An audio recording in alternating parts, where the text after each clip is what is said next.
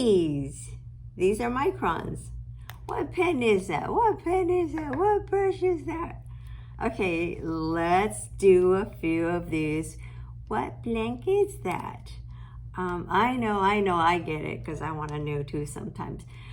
So I will do a couple of these where I don't have like that much of like a variety in terms of the tools that I use. You know, I've got my Raphael, I've got all my little hunt nibs, but occasionally you've heard about these, you've seen them, the microns, and there are like different stuff on the market.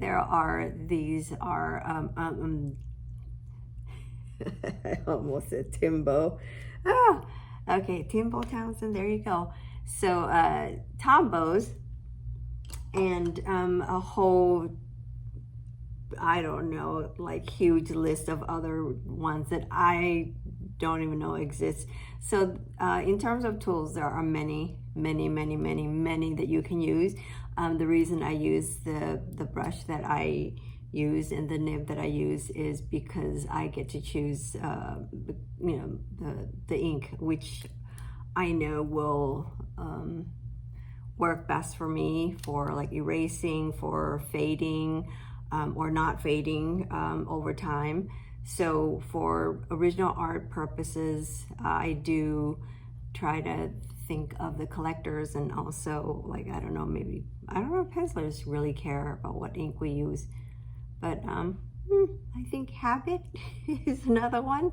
I'm used to the ink that I use, and I know they work great for me, so that's why I kind of stick to it for consistency. But let's go ahead and as I ramble on, let's go ahead and do a few like of these other miscellaneous things that I don't often use, but I am starting to. I know Scott, I think he still does. I don't know if Scott moves as Scott will. But I know that the microns, they do come in quite handy for several reasons. It's a really like user-friendly tool. Like if you don't want to think about or mess with all the silly fuss that comes with inking, which is like, you know, how consistent or like the brush and nibs, they're not always consistent. They can be finicky, and that in itself is you know, can be like a major struggle. And the ink can also be a major struggle if you're using, where's my ink? If you're using ink that you have to fuss with, because sometimes you put it at, like I dispense mine to a little well, and it does, you know, as you work, it does evaporate, gets thicker, and then I add water just by using the dropper. I add water to thin it out to the consistency that I like. And you know, so all that stuff as you're working can get to be a little bit of you know, two little speed bumps. So if you don't want to fuss with all that, your penciler who is just, you know, inking his own stuff or hers, these are really friendly to use. Or if you're just a beginning inker who is just trying to kind of get a feel or understand, like, you know, maybe just some of the basics without really being weighed down or discouraged by all the other, you know, elements that comes with inking, professional inking, then maybe you want to, you know, just jump in with these. And like I said, other brands, other type of pens too, you know, like you have brush pens and you have some of these Tombos where you can kind of get a little bit more flexibility from one pen for like line thickness and brush-like effect. These are flat, so they are one thickness, but you can still like use it to sculpt different lines of feather-like or brush-like effect with these too. So you know, you can still play around with it. It doesn't mean that you can't get like, you know, some of the looks that you might want just because it's a flat pen. So yeah, what I like about them, they are a lot like using pencils. So if you're a penciler, or if you're just someone who doesn't want to fuss with inking tools or you know, any of that silly stuff, These are great. So we'll do a little bit of a demo with it. And I'm going to do some of my fancy editing. So let's jump into it. Let's play around with the microns. Okay, just like that. Magic. Here we are. Let's do a little demo with these guys. So like I said, just for simplicity, I'm just going to stick with these two for now.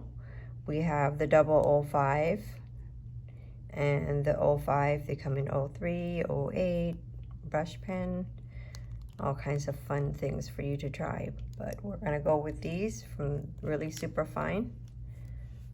And like I said, it's super friendly. It works. The ink runs on different angles. So this is actually an older one. So the ink is actually kind of faded. And you can use that for cool effect too, kind of like the gray tone or dry brush effect. It is so fine, like you can't even see it, right? So if you want to go slower, you'll definitely get more ink deposited on the page there. Faster, and you can get like a brush-like effect. That's ugly, but you know what I'm saying. So you can throw it to like where it's faded. And if you want to really do more of a sculpt thing, you can do that. So you can go make it go thick to thin and go super fine with it. And the more pressure you put on it, of course, that was a 5, okay. Oh, I thought that was an 01. I mean double 05. So you can see like how fine they come. The double 05 is really super fine, and the 05, the dull one. So a little bit thicker, quite a bit thicker. And you can do, like I said, really small details.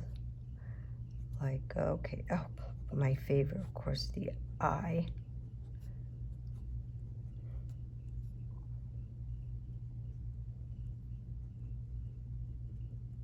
The eyeball.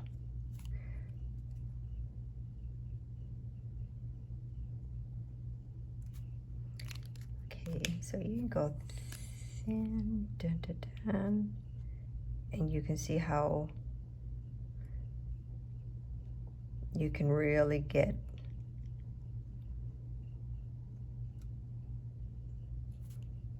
different thickness. Just switch it around, and it's super, like, like I said, like user friendly, where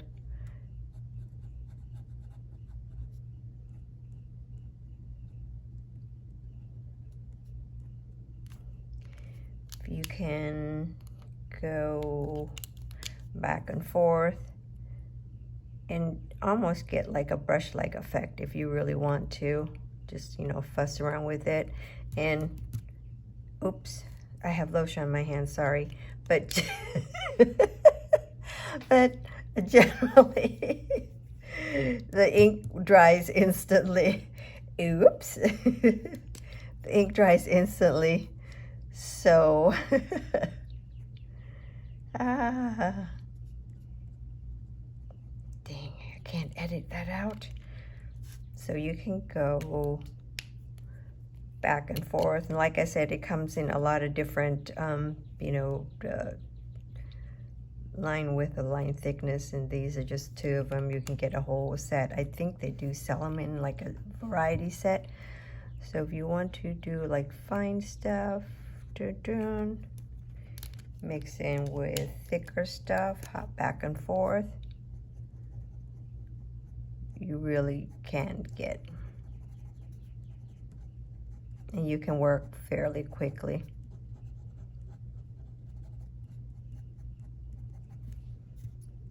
And like if it feels like you're actually using a pencil So if you don't want to preoccupy your mind with like the whole inking part of making comics or creating, you know, putting together your panels or your art for a story, you want to go right to inking your either rough or your pencils, and not have to shift from penciler brain to inker brain and deal with all the little details of inks. Just it's a great tool. So there we go, the Micron, the humble Micron. And like I said, it's I was introduced to it at the studio. Of course, a lot of people use it. A lot of pencilers use it. The only reason I mean, if it's cool with your penciler, you know, definitely you can use it. I just don't know about how well the ink will last over time. So that would be my only thing. And since I use my Ultra Draw ink, like to mix it, I kind of want to do it strategically for original art purpose, so it doesn't look weird as the ink fades. You kind of want it to fade to where it works well together, so it's not going to be like weird, you know, unevenly fading. So these like last, or they do really well over originals and over time, but I cannot say with any kind of confidence how these will do. So maybe there are other artists who've used these for a long time. Maybe you can answer like how well they do over time on originals, how the ink will last.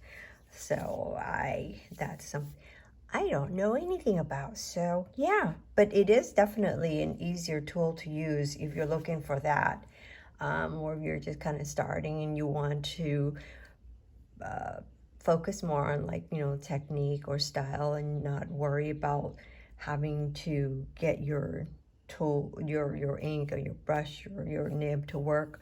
Well, you can eliminate those little issues by just grabbing a pen that you know that's going to work, and it's going to allow you to practice on, like, you know, maybe other details. Okay, guys, thanks for joining me, and we'll see what other fun stuff we can do with many other pens that I don't often use, but maybe I should. Okay, thanks again. See ya.